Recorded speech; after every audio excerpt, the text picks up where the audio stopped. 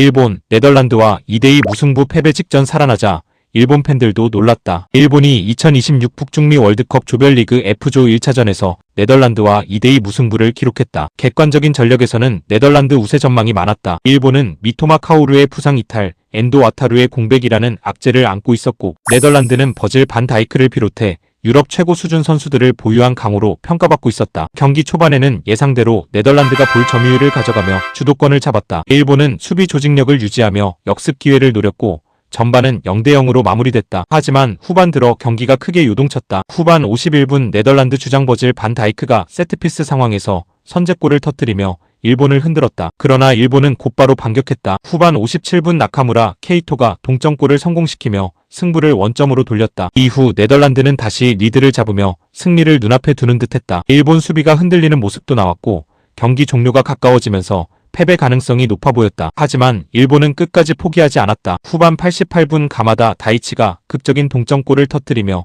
2대1을 만들었다. 결국 일본은 강호 네덜란드를 상대로 값진 승점 1점을 챙기며 조별리그를 시작했다. 경기 직후 일본 최대 축구 커뮤니티와 기사 댓글란에는 수많은 반응이 쏟아졌다. 일본 네티즌 반응을 살펴봤다. 솔직히 경기 시작 전에는 패배를 각오했다. 미토마도 없고 엔도도 없고 상대는 네덜란드였다. 그런데 막상 경기를 보니 선수들이 전혀 위축되지 않았다. 두 번이나 뒤지면서도 따라간 건 정말 대단하다. 예전 같으면 첫 실점 이후 무너졌을 수도 있는데 지금 대표팀은 다르다. 가마다 골이 들어가는 순간 새벽에 소리 질렀다. 경기 끝나기 직전까지 오늘은 졌다고 생각했다. 그런데 마지막까지 포기하지 않았다. 이런 승점 1점은 조별리그에서 승리만큼 가치가 있다. 네덜란드가 강한 팀이라는 건 누구나 안다. 그런데 일본도 충분히 경쟁했다. 점유율은 밀렸지만 경기 내용이 일방적이지 않았다. 이제는 유럽 강팀을 상대로도 당당하게 싸울 수 있는 수준이 된 것 같다. 이번 경기에서 가장 인상 깊었던 건 정신력이었다. 두 번째 실점 이후에도 선수들 표정이 무너지지 않았다. 끝까지 같은 방식으로 공격했고 결국 결과를 만들었다. 월드컵에서는 기술보다 정신력이 중요할 때가 있다. 오늘 일본은 그걸 보여줬다. 미토마 공백을 언급하는 반응도 있었다. 미토마가 없는 상황에서 네덜란드와 비겼다는 게 더 놀랍다. 일본 최고의 드리블러가 빠졌는데도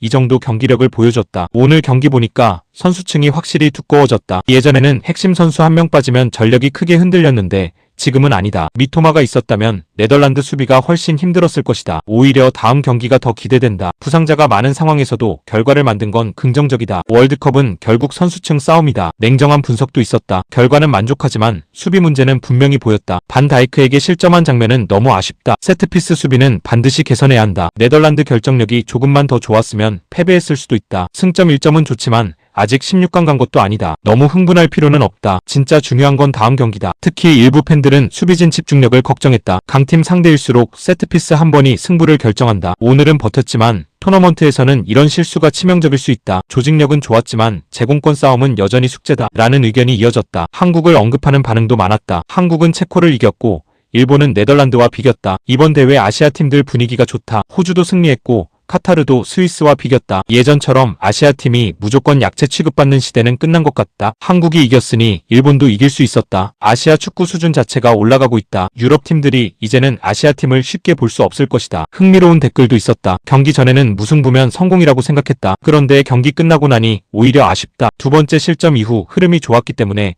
역전까지 가능했다고 본다. 네덜란드를 상대로 이렇게 할 수 있다면 누구와도 해볼 만하다. 이번 대표팀은 독일, 스페인을 잡았던 팀의 자신감을 아직 가지고 있는 것 같다. 강팀을 만나도 겁먹지 않는 분위기가 느껴진다. 일본 축구가 성장한 가장 큰 이유는 선수들이 유럽 무대 경험을 많이 쌓았기 때문이라고 생각한다. 가장 많은 공감을 받은 댓글 중 하나는 이런 내용이었다. 우리는 네덜란드를 이기지 못했다. 하지만 네덜란드도 우리를 이기지 못했다. 불과 몇 년 전만 해도 상상하기 어려운 말이었다. 지금 일본 축구는 세계 강호를 상대로도 당당히 승점을 노릴 수 있는 팀이 됐다. 일본은 네덜란드와 2대2 무승부를 기록하며 조별리그 최대 고비를 넘겼다. 현지 팬들은 결과에 만족하면서도 동시에 아직 끝난 것이 아니다라는 신중한 반응을 보이고 있다. 하지만 한 가지는 분명하다. 이번 경기 이후 일본 축구 팬들 사이에서는 이번 대표팀도 월드컵에서 뭔가 해낼 수 있다는 기대감이 크게 커지고 있다.